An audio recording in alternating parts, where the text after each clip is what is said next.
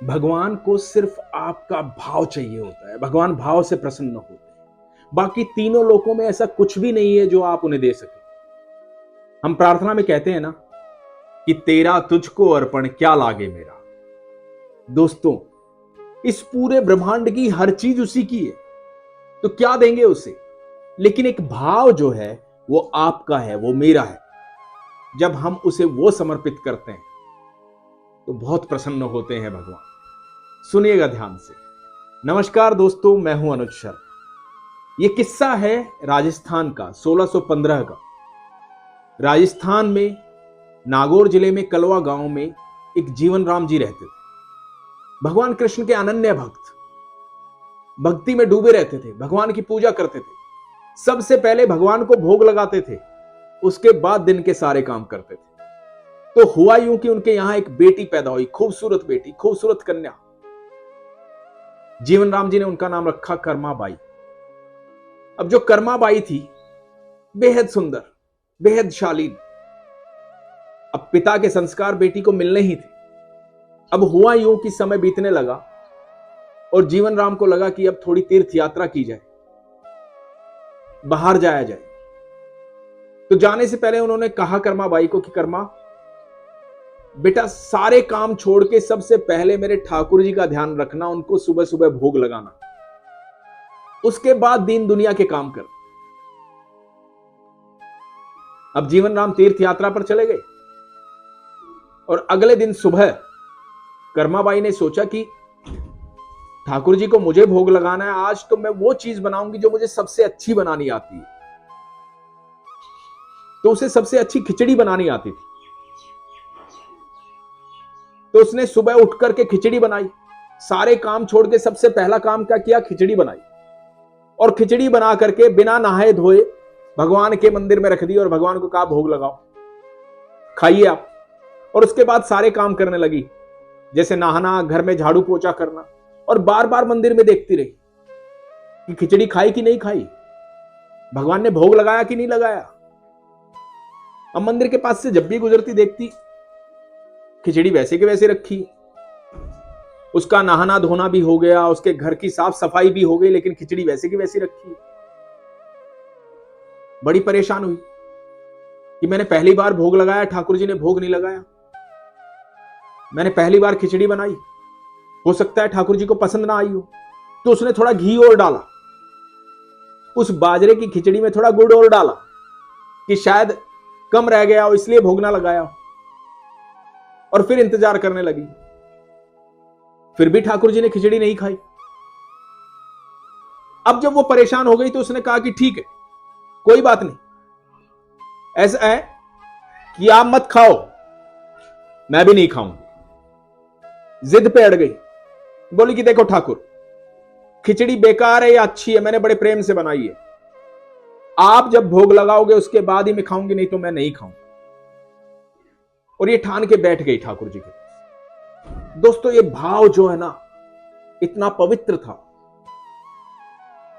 इतने प्रेम से वो खिचड़ी बनी थी और इतने प्रेम से ठाकुर जी को निमंत्रित किया था उसने।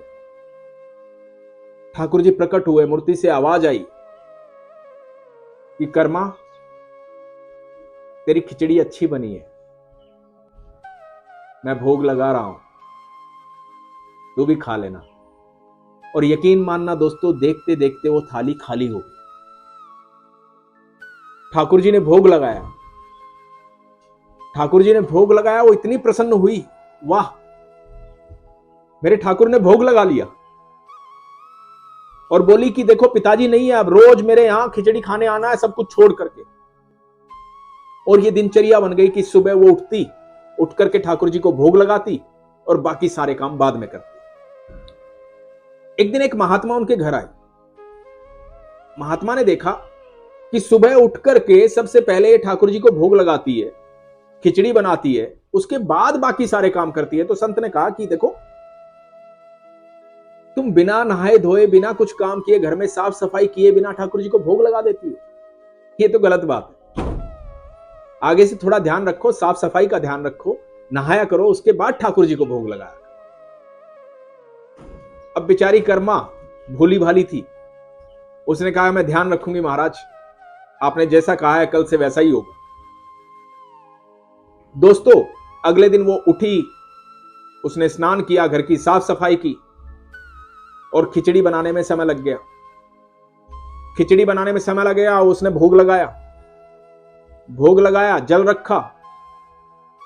ऐसा कहते हैं कि उसने ठाकुर जी को भोग लगाया, जल रखा, खिचड़ी तो खत्म हो गई, जल ऐसे ही छूट गया और उसे लगा कि ये क्या हुआ, आज जल नहीं पिया ठाकुर जी ने।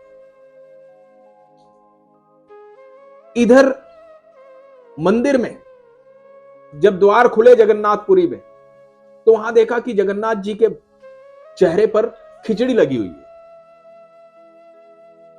अब जो वहां के पुजारी जी हैं, उन्होंने देखा कि ठाकुर जी के चेहरे पर खिचड़ी कैसे लगी हुई है सुबह सुबह, ना तो हमने भोग लगाया इस तरह का।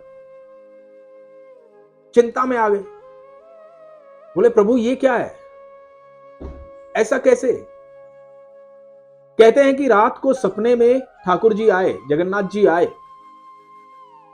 और पुजारी जी को बोले कि ऐसे मेरी एक कर्मा बाई है, बहुत प्यार करती है मुझे, रोज भोग लगाती है।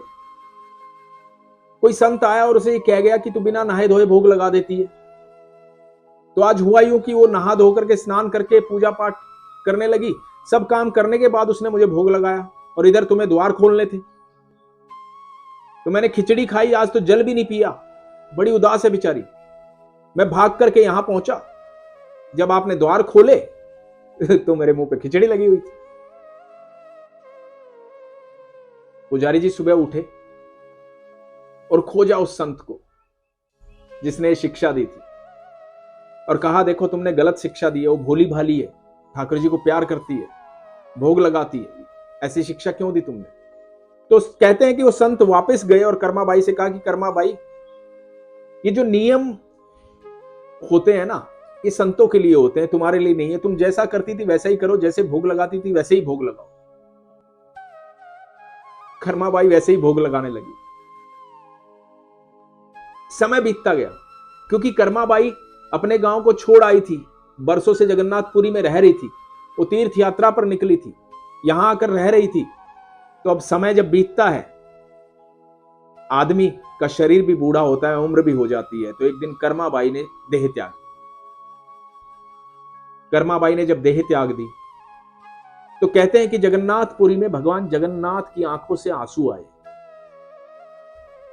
और पुजारी जी ने जब देखा तो पुजारी जी ने कहा कि प्रभु ऐसा क्यों हो रहा है, क्या दुख है आप? तो यकीन मानना दोस्तों, पुजारी जी के सपने में ठाकुर जी आए, जगन्नाथ जी आए और जगन्नाथ जी ने कहा कि मेरी जो कर्मा है ना, उसकी उम्र हो गई थी, रोज सुबह मुझे खिचड़ी खिलाती थी, अब खिचड़ी कौन खिलाएगा? आप यकीन मानना, उस दिन से लेकर आज तक सबसे पहले जगन्नाथपुरी में खिचड़ी बनती है और खिचड़ी का भोग लगता है ठाकुर जी। कहा जाता है ये कर्मा बाई की खिचड़ी। दोस्तों ये इतनी अद्भुत बात है कि कर्मा बाई के भाव ने भगवान को, उस त्रिलोकी को, उस बैकुंठ के राजा को, उस कृष्ण को मजबूर कर दिया कि वो आए और उसकी खिचड़ी खाएं।